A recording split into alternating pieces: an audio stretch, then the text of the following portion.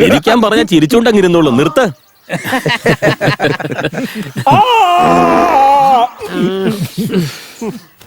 ലളിതേ, ലളിതേ, എന്റെ മനസ്സിലടങ്ങുന്ന ആഗ്രഹം വിജയിക്കണമെന്നുണ്ടെങ്കിൽ ലളിത എനിക്ക് സ്വന്തമായേ മതിയാവൂ.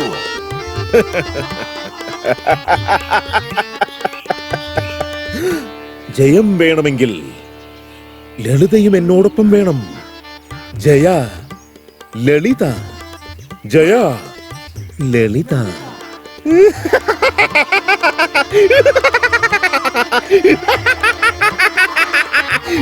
അതെ, മതി, ഒന്ന് നിർത്ത്. പൊളിച്ചല്ലേ ആശാനെ? മാറിക്കടാ. ശരിക്കും എനിക്കറിയാം, ഞാൻ സംഭവം. വജ്രമുനിയുടെ കഥാപാത്രത്തിന് നിനക്കറിയത്തില്ല. നീ ചെല്ല്. എങ്ങനെയല്ല ഇത് ചെയ്യേണ്ടത്, ഞാൻ കാണിച്ചത് അങ്ങനെയാന്ന്. അതെ, നിങ്ങൾ രണ്ടുപേരും വന്നേ. ഇത് പിടിക്കേ. ആരോടെങ്കിലും ഒന്ന് പറഞ്ഞുതരാൻ പറഞ്ഞിട്ടേ ആദ്യം ഇതൊക്കെ ഒന്ന് മനപ്പാടാ. എന്നാ വെക്കോ, ഇങ്ങടാ. എല്ലാം മനസ്സിലായ പോലെ. ഗിരീഷേട്ടാ, ലളിത, ലളിതയ്ക്ക് കല്യാണം, അവളുടെ കല്യാണം കഴിഞ്ഞ് കുട്ടികൾ ജനിക്കുക എന്നുള്ളത് ഒരിക്കലും നടക്കാൻ പോകുന്നില്ല. ആശ, മോഹം, അസൂയ തുടങ്ങിയ വികാരങ്ങൾ സൃഷ്ടിച്ചവനല്ലേ എന്നെയും സൃഷ്ടിച്ചത്. ഈ ലോകത്തെ ഭരിക്കുന്ന സുഖഭോഗങ്ങൾ അനുഭവിക്കുന്നതിൽ തെറ്റെന്താ ഉള്ളത്? പക്ഷേ ഞാൻ അവളെ എത്രത്തോളം സ്നേഹിക്കുന്നുണ്ട് എന്നുള്ള കാര്യം അറിയിക്കുന്നതിൽ പരാജയപ്പെട്ടു പോയി. എടോ മാത്ത, താനേ അത്രയും ഗൗരവത്തിൽ പറയാതെ കുറച്ച് ദുഃഖത്തിലൊന്ന് പറഞ്ഞു നോക്കണോ? ശരി ആശാനെ, പക്ഷേ എനിക്ക് അവളോടുള്ള സ്നേഹത്തിന്റെ ആഴം എത്രയാണെന്ന് ഇതുവരെ ഞാൻ അവളോട് പറഞ്ഞിട്ടില്ല. പരാജയപ്പെട്ടു പോയി. ഇതുപോലെ ഒന്ന് പറഞ്ഞു നോക്ക്. ശരി മോനെ, ഇപ്പൊ കറക്റ്റാ പറഞ്ഞത്. നന്നായിട്ട് പറഞ്ഞിട്ടാ. അതെ, എന്നാ ഒരു അഭിനയമായിരുന്നു. തിന്നിട്ട് എല്ലിന്റെ ഇടകറി പോലെ ഉണ്ടായിരുന്നു. അവനെ നോക്കി പറഞ്ഞിട്ട് എന്താ കാര്യം? ഇങ്ങോട്ട് കയറിയെന്ന് പറയേ. ഗൗണ്ടറോട് ഇവിടെ ഒരു ബെഞ്ച് കൊണ്ടിടാൻ പറഞ്ഞതാ. സാരമല്ല, പോട്ടെ. എന്താ ശങ്കര, ഇങ്ങോട്ട് വന്നെന്ന് പറയേ. ആശാനെ, നായകില്ലാത്തതുകൊണ്ട് ഒരു മൂഡ് വരുന്നില്ല എനിക്ക്. ഇങ്ങോട്ട് വേടാ. എന്നെ നോക്കി പറയടാ. വേണ്ട എന്റെ പൊന്നോ, നീ വിശപ്പിൽ ആഹാരം ലഭിച്ചതുപോലെയാണ്. നിന്നെ എങ്ങനെ ഞാൻ ഉരിഞ്ഞെടുക്കും? നിന്നെ ഞാൻ എങ്ങനെ രുചിച്ചറിയും? അങ്ങനെ രുചി അറിഞ്ഞ് ഭക്ഷിക്കണമെന്ന് നിന്റെ കുടുംബസ്വത്തൊന്നും അല്ല. ഇവിടെ ഇത്രയധികം ജനങ്ങൾ കൂട്ടം ചേർന്ന് നിൽക്കുന്നുണ്ടെങ്കിൽ ഇത് ആരുടെങ്കിലുമൊക്കെ സ്വത്താവാനാണ് സാധ്യത. അധികാരികളുടെ സ്വത്ത് നമ്മുടെ കൂടി സ്വത്താണ്. ഈ ലോകത്തിന് പ്രണയം വന്നാലും ശരി, എനിക്ക് ഇതിന്റെ പങ്ക് വേണം. എടാ, അത് പ്രണയം അല്ലട മോനെ, പ്രളയ. അതിപ്പോ രണ്ട് വാക്ക് അങ്ങോട്ട് മാറിയല്ലോ. അതിനിപ്പോ എന്താ? പ്രണയം എന്ന് പറഞ്ഞ സ്നേഹം എന്നർത്ഥം. പ്രളയം എന്ന് പറഞ്ഞ ദുരന്താടാ. ചാവുന്നൊക്കെ പിന്നെ. എടാ ശങ്കര, സാവിത്രി കാത്തിരിക്കുന്നുണ്ടാവും അവളെ.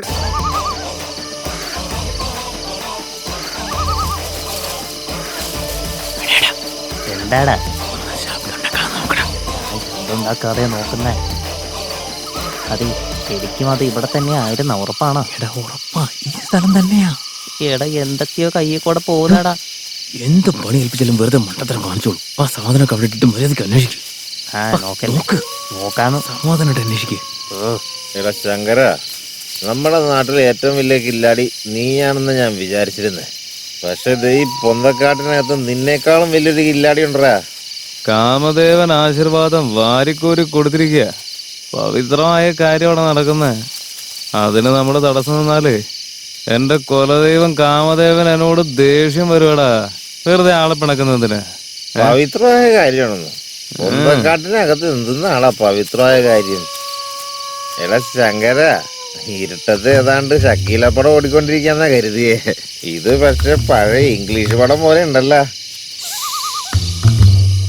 കാലത്ത് വന്ന് അന്വേഷിച്ചാൽ പോലും കിട്ടുമെന്ന് തോന്നുന്നില്ല. ആന്തരാ ദേ ഇവിടെ കണ്ടറിഞ്ഞിട്ടൊന്നും കിട്ടത്തില്ലെന്ന്. പോയി, എല്ലാം കൈവിട്ട് പോയില്ലേ. എടാ മുടിയാ, നീ പറഞ്ഞത് ശരിയാണെന്ന് തോന്നുന്നുണ്ട്. ഏത് ഒരുത്തിന് എടുത്തോണ്ട് പോയതായിരിക്കും. ഉറപ്പല്ലേ? ആരും എടുത്തോണ്ട് പോയതാ. അന്നേ ആ മെഷീനകത്തുള്ള പൈസ മുഴുവൻ എടുക്കാന്ന് ഞാൻ പറഞ്ഞല്ലേ. മേശീനാ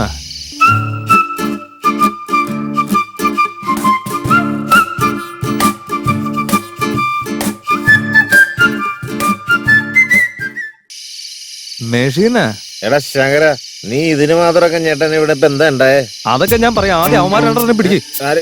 എടാ, ഇങ്ങോട്ട് വാടാ, ഇങ്ങോട്ട് വാ.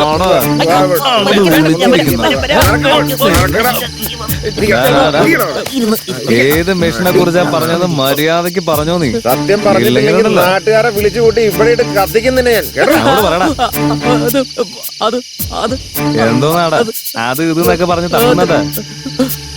അത് പിന്നെ അവൻ അറിയാത്തോണ്ടാ, അതുകൊണ്ടാ. അപ്പൊ നിനക്കറിയാലേ. ഇങ്ങോട്ട് പറഞ്ഞില്ലെങ്കിൽ കുത്തി കുടലെടുക്കും ഞാൻ. ചേട്ടാ വേണ്ടേട്ടാ, ഞാൻ പറയട്ടെ, ഞങ്ങളെ ഒന്നും ചെയ്യരുത്, ഞാൻ പറയാം. അത് ഒരു ദിവസം ആ പണം തരുന്ന മെഷീൻ വെച്ചിട്ട് പൂജ ചെയ്ത് ഭക്ഷണം കൊടുക്കുന്നുണ്ടായിരുന്നു. ഇത്രയും കാര്യമായിട്ട് ആഘോഷിക്കണം എന്നുണ്ടെങ്കിൽ ഇത് അത്രയും വില കൂടിയ മെഷീൻ ആയിരിക്കും കരുതി അന്ന് രാത്രി തന്നെ അതിലെന്താ ഉള്ളതെന്നറിയാൻ അതിന്റെ വാതിൽ തുറന്ന് അകത്തേക്ക് കയറാൻ ശ്രമിച്ചപ്പോ വാച്ച്മാൻ ഞങ്ങളെ പിടിച്ചു. അയാള് വടിയെടുത്ത് ഞങ്ങളെ പുറം വഴിക്ക് അടിക്കാൻ തുടങ്ങി. ഞങ്ങളുടെ പുറം പൊളിഞ്ഞു. അതിനുശേഷം എന്താ ഉണ്ടായെന്നോ, അയാളുടെ തല ആ വാതിലിടിച്ച് അപ്പൊ തന്നെ ബോധം പോയി. പാവം മനുഷ്യനല്ലേ. അതുകൊണ്ടൊരു പൂമാലയൊക്കെ ഇട്ട് അദ്ദേഹത്തിന് മുമ്പിൽ കുമ്പിട്ട് തൊഴുതു. വാച്ച്മാൻ എന്തായാലും പരലോകം പോകിയല്ലോ. ആ മെഷീൻ ഒരിക്കലും അനാഥമാകരുതെന്ന് കരുതി അതും എടുത്തോണ്ട് ഞങ്ങൾ അവിടുന്ന് പോന്നു.